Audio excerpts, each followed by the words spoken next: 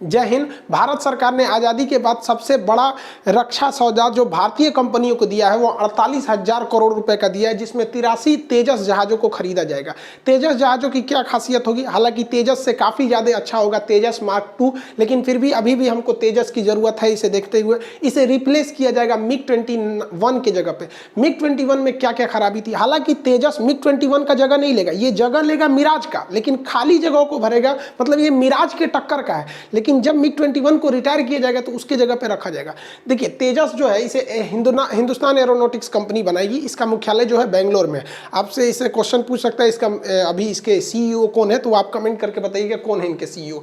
तो जो 83 तेजस को डेवलप किया जा रहा है, तेजस 4th जनरेशन का एयरक्राफ्ट है। ये डिफेंसिव नहीं होगा। देखिए ये बचाव के काम में नहीं आएगा, ये ऑफेंसिव होगा, क्योंकि इसके पास डिफेंसिव मनूवर की वो चीज कैपेबिलिटी नहीं है। ये अटैकिंग मूड में ज्यादा रहेगा। 2024 तक हम लोग मिग 21 को पूरी तरह से अपने स्क्वाड्रन से हटा देंगे और उसके जगह पे तेजस को हम लोग वहां लगा देंगे। स्क्वाड्रन क्या होता है ये आगे समझेंगे। देखिए मिग 21 के गिरने के कई कारण थे। पहला कि 1964 में भारतीय सेना में शामिल किया गया था।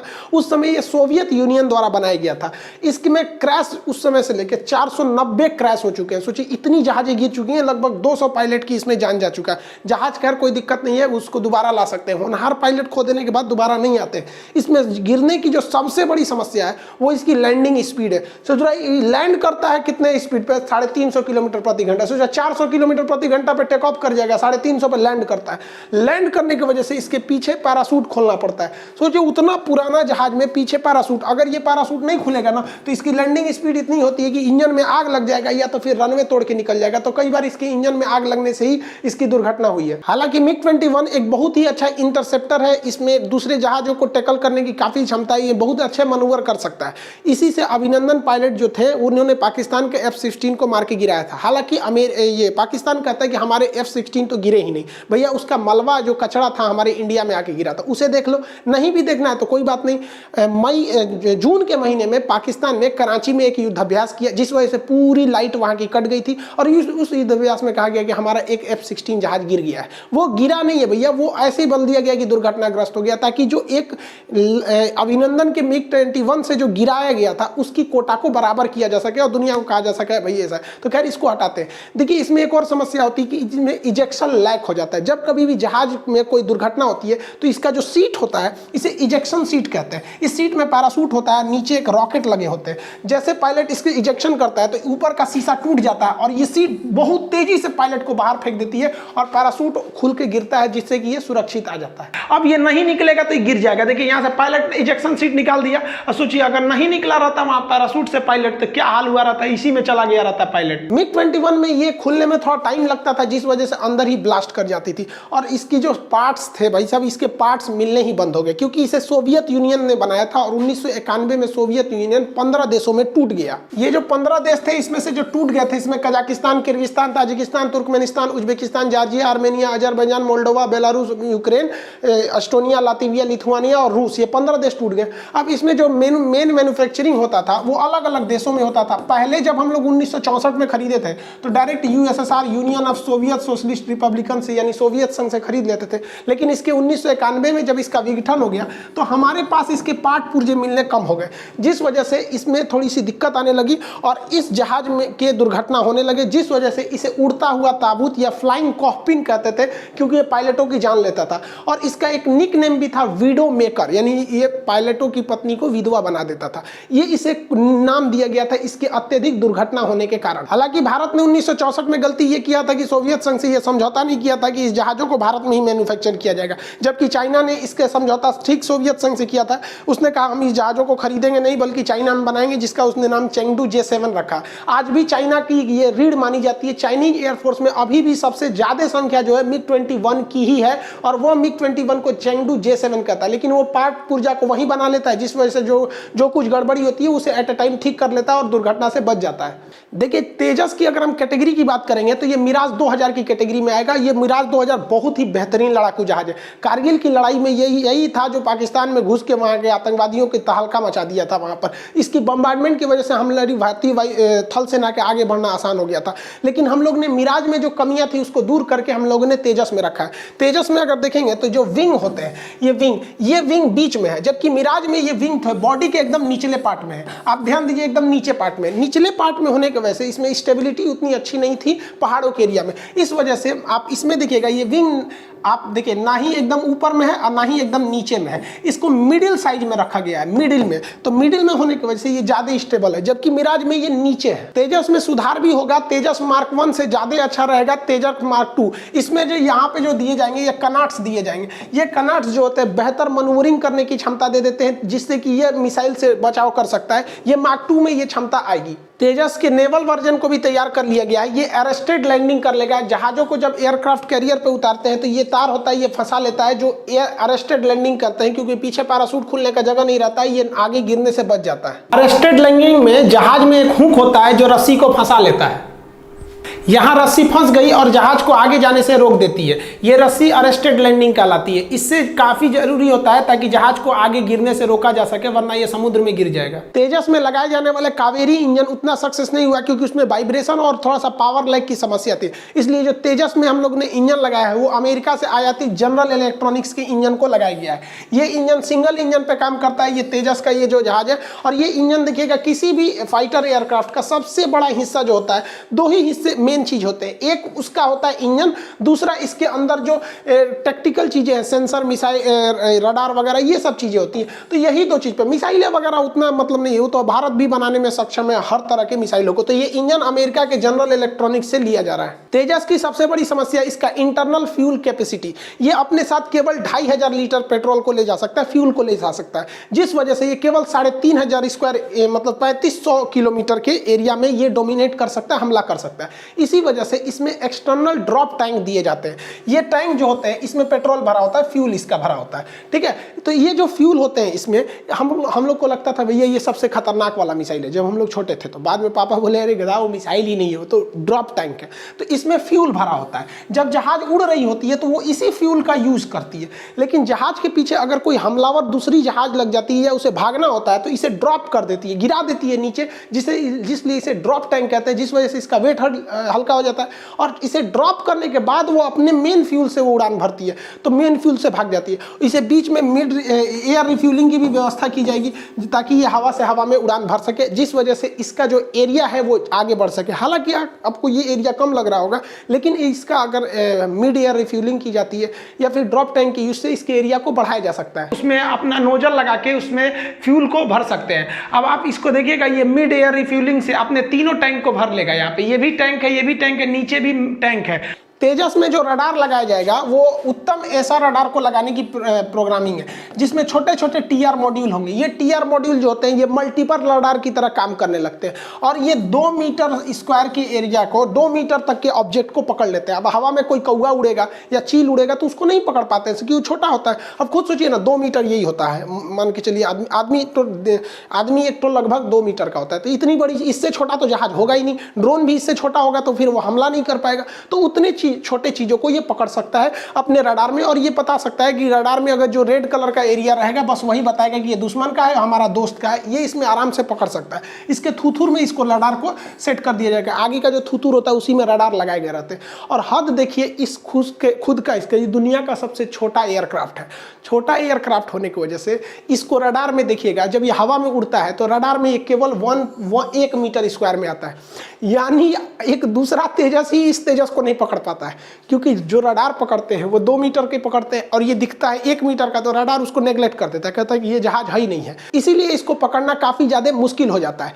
ये भी, इसके अंदर भी एक और भी एक्स्ट्रा फैसिलिटीज दी गई है। ये दुश्मन को पकड़ने के लिए केवल रडार का यूज नहीं करता है, बल्कि इंफ्रारेड का यूज करता है। आप यहाँ देखेंगे तो एक इंफ्रारेड सीकर लगा हुआ है। ये इंफ्रारेड किरणों को छोड़ता है जो एनर्जी, हीट को पकड़ती है। अब जहाज उड़ेगी तो उसके इंजन से हीट निकलेगा ही, और उस हीट को पकड़ लेती है, जिससे कि वो एक इसका जहाज का एक फिगर बना के उसको आराम से हिट कर सकती है। इसलिए आपके अंदर कितना भी सुविधा है, स्टिल्थ भी है, तो उड़ते में इंजन तो बंद नहीं कीजिएगा। इंजन की हीट को ये आराम से पकड़ सकता है और उसको मिसाइल छोड़ सकता है। अब जैसे यहाँ से ये हीट पकड़ लिया इसके बॉडी के पीछे का, और यहाँ से एक मिसाइल मार दिया, जाओ या तो इंजन बंद करो, इंजन बंद करोगे तो तुम गिरोगे, नहीं गिरोगे तो ये मार देगा। इससे सर्विस सीलिंग यानी कितनी ऊंचाई तक जा सकता है, तो ये 52,000 फीट की ऊंचाई तक जा सकता है। 50,000 फीट के बाद से रडार उतना बेहतरीन ढंग से काम नहीं कर सकते। ये 52,000 फीट की ऊंचाई तक जा सकता है। ये 1 1.8 मेक की रफ्तार से दुश्मन पर धावा बोल सकता है। इसमें जो हार्ड पॉइंट लगाए गए हैं वो लगभग 7 से 11 हार्ड पॉइंट लगाए गए। हार्ड पॉइंट उसे कहते हैं जहां पर मिसाइलों वगैरह को लगाया जाता है जिससे कि ये हमला कर सकते हैं। ये छोटी गाड़ियां जो होती है इन मिसाइलों को उठा के लाती हैं और उसके बाद से इन्हें हम लोग जहाज के करीब ले आते हैं और जहाज के जो विंग्स होते हैं उनके हार्ड पॉइंट में इन्हें हम लोग फिट कर देते हैं ताकि हमला के समय ये एकदम सटीक हमला कर सके। जब ये हार्ड पॉइंट में फिट हो जाएंगे तब इस जहाज को उड़ा दिया जाएगा। तो हार्ड पॉइंट होते हैं सब इसमें जो लोड कैरिंग कैपेसिटी है वो 5 से 6 टन है। एक ट्रक जो होता है वो 1 टन उठा सकता है। लगभग 6 ट्रक को लेकर उतनी तेजी से उड़ान भर सकता है। इसमें हर तरह की मिसाइलें होंगी।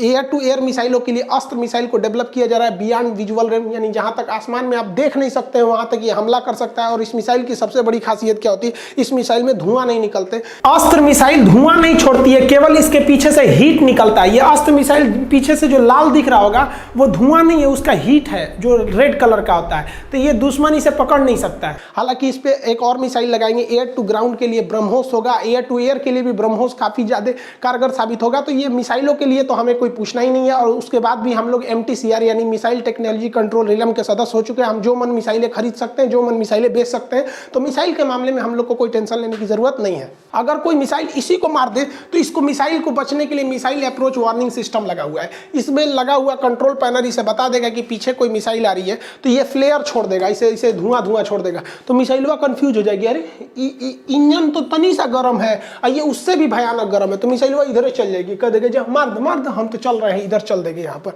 यह फ्लेयर के द्वारा अपनी सुरक्षा कर सकता है और फ्लेयर छोड़ के पूरी तरह से आसमान में मिसाइल को कंफ्यूज करके भाग जाता है। इसके कॉकपिट में वॉइस कमांड भी दिया गया है।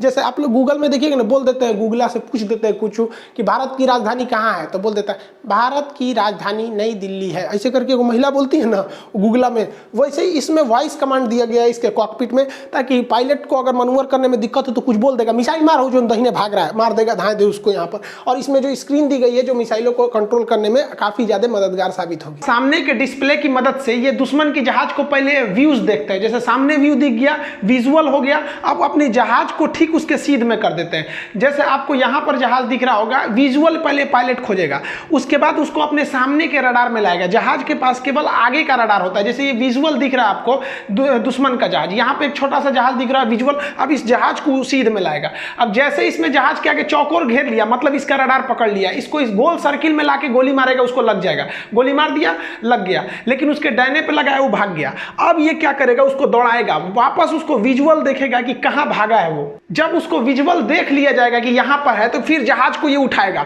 फिर उसको रडार में लाएगा। रडार में जैसे आएगा चौकोर बन गया, अब इस गोल सर्किल में जैसे आ जाएगा तो लॉक हो गया, अब वो नहीं बच पाएगा। अब गोली चलाएगा तो नहीं बचेगा, ब्लास्ट हो गया। यहाँ पे ये विजुअल सीन को जहाज ऊपर उठाएगा, इसको अपने जहाज के फेस को नोज ऊपर उठाएगा, अब इसको रडार में लाएगा। रडार जैसे इसको पकड़ेगा, इस पे चौकोर हो गया, अब ये इसको लॉक करेगा, लॉक हो गया, इस पे लॉक कर भाई साहब, भाग जाएगा। अभी ये सर्किल में आ गया, लॉक नहीं होगा, हाँ अब मारेगा तो इस पे लग जाएगा, लग गया अब उसके ऊपर, अब उसको बचना मुश्किल है, लॉक हो गया वो।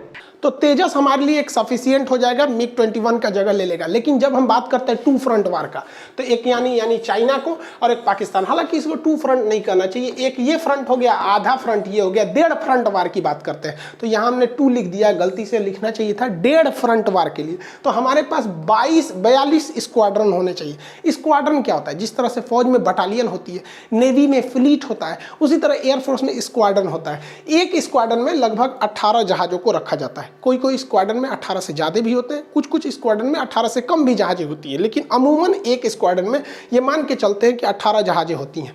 भारत के पास अभी 26 स्क्वाड्रन है, जबकि हमें 2 फ्रंट वार एक साथ झेलना पड़े तो हमें चाहिए 42 स्क्वाड्रन चाहिए। यानी सोच सकते हैं हमारे पास कितनी कमी है। स्क्वाड्रन में कमी समझ में आ रहा है, जबकि एक स्क्वाड्रन में जहाज़ों की संख्या देखिए तो कितना होता है। हालांकि स्क्वाड्रन में केवल एक जहाज को मायने रख के स्क्वाड्रन नहीं बनाया जाता है। स्क्वाड्रन पूरे जहाज़ों का एक ग्रुप होता है। जो भी स्क्वाड्रन होता है उसके पास अपना ट्रांसपोर्ट जहाज होता है, उसके पास मिड एयर रिफ्यूलर होता है जो दुश्मन के घुस के एरिया में अपने जहाज़ों को पेट्रोल भर सके, उसके पास अटैक हेलीकॉप्टर होते हैं, ट्रांसपोर्ट हेलीकॉप्टर होते हैं। मतलब हर एक स्क्वाड्रन का अपना उसका अपना एयर बेस होता है। जैसे ये एक स्क्वाड्रन है मिग 29 का, ये एक स्क्वाड्रन खड़ा हुआ है, तो ये रेडी टू मूव पोजीशन में रहते हैं। इनको पता होता है कि कौन सी जहाज़ों को स्टैंड बाई में रखा गया है, किस जहाज़ों को एक्टिव मोड में रखा गया है, कि जैसे हमला होगा रात 2 बजे भी तो कौन जाएगा सबसे पहले। जैसे उस वक्त में अभिनंदन पायलट रेडी थे इसलिए उन्हीं को उड़ा दिया गया वहाँ पे।